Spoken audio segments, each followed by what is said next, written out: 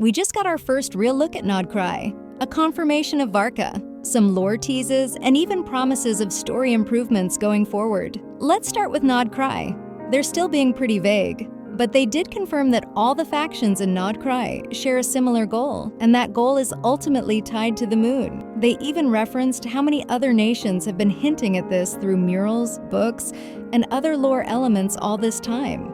Then came the question, who would we want to see first? Naturally, they said we'd want to see familiar faces, so members of the Knights of Favonius will be the first people we encounter.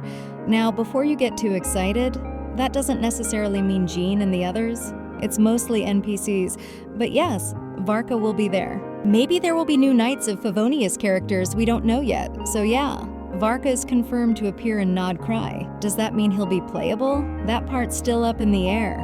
Personally, I think they'll tease him in the 5.7 livestream. If he shows up with a vision and looks like a playable model, then we'll know for sure. They also revealed that the locals in Nod-Krai build statues to worship the moon goddess. This could be the new teleport waypoint system, or maybe even the replacement for statues of the Seven in this region. They showed us a mysterious statue, and honestly, it might be the cryo statue of the Seven, or maybe something even older, like a primordial statue of the Moon Sisters. They didn't show it clearly, almost like they were trying to hide it, so let me know what you think it is. Finally, they addressed the story improvements. They admitted they could have done more in previous patches, but didn't, and they're promising to do better moving forward.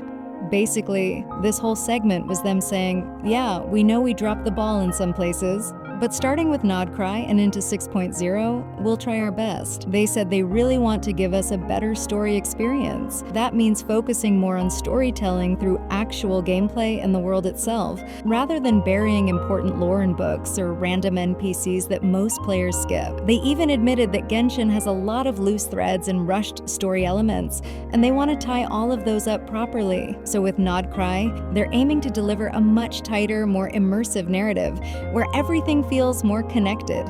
At the end of the segment, they gave out a very generous 200 Primogem code. In total, the Nod-Krai reveals gave us about 350 Primogems. There are also 3 smaller codes worth 30 each. If you missed them, they're probably in the comments or pinned somewhere below. They also briefly showed off some new NPC and enemy designs, but they didn't really dive into details, and that's all I could gather from the reveal. If I missed anything or got something wrong, feel free to let me know. Alright everyone, that's it for now. Take care, and I'll see you in the next one. Have a wonderful day.